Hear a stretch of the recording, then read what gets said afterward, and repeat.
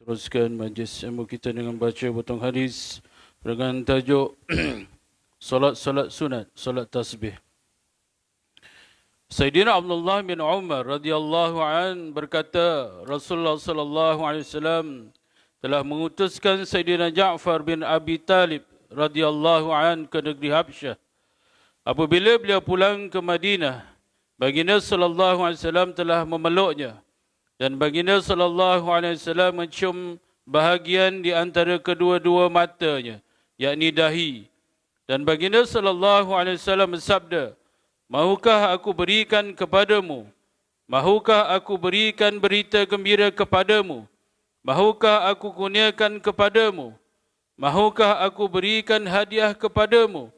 Maka Sayyidina Ja'far radhiyallahu an berkata, "Wahai Rasulullah, ya, beritahulah." Kemudian Rasulullah sallallahu alaihi wasallam menerangkan kepadanya tentang solat tasbih secara sempurna. Hadis riwayat Musnad Hakim.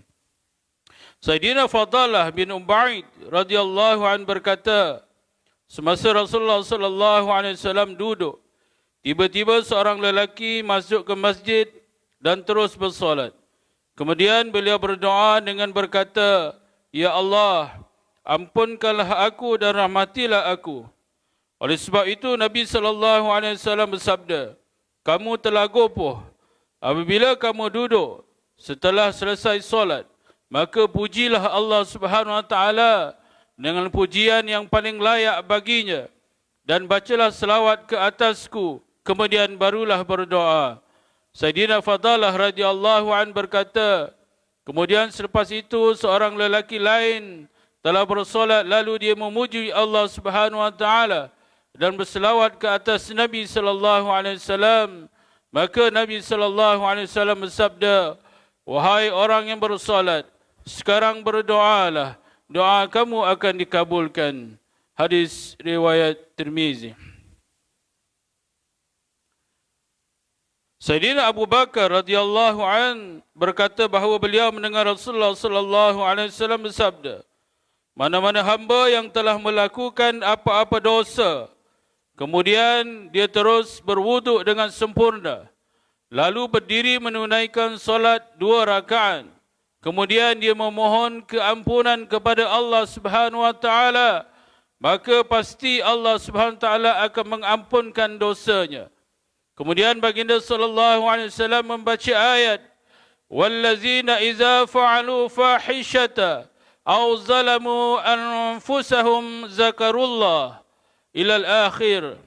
Yang bermaksud, dan hamba-hamba Allah Subhanahu wa taala yang apabila melakukan amalan keji yakni dosa atau mereka menzalimi diri sendiri, kemudian mereka terus teringat akan Allah Subhanahu wa taala, lalu mereka memohon ampun terhadap dosa-dosa mereka.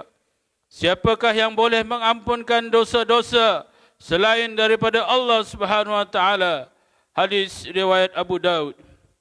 Hadrat Hasan radhiyallahu an berkata bahawa Rasulullah sallallahu alaihi wasallam bersabda, apabila mana-mana hamba Allah Subhanahu wa taala yang melakukan apa-apa dosa, lalu dia berwuduk dengan sempurna dan keluar ke kawasan lapang dan menunaikan solat 2 rakaat dan dia memohon ampun daripada Allah Subhanahu wa taala terhadap dosa tersebut, maka pasti Allah Subhanahu wa taala akan mengampuni dosanya itu.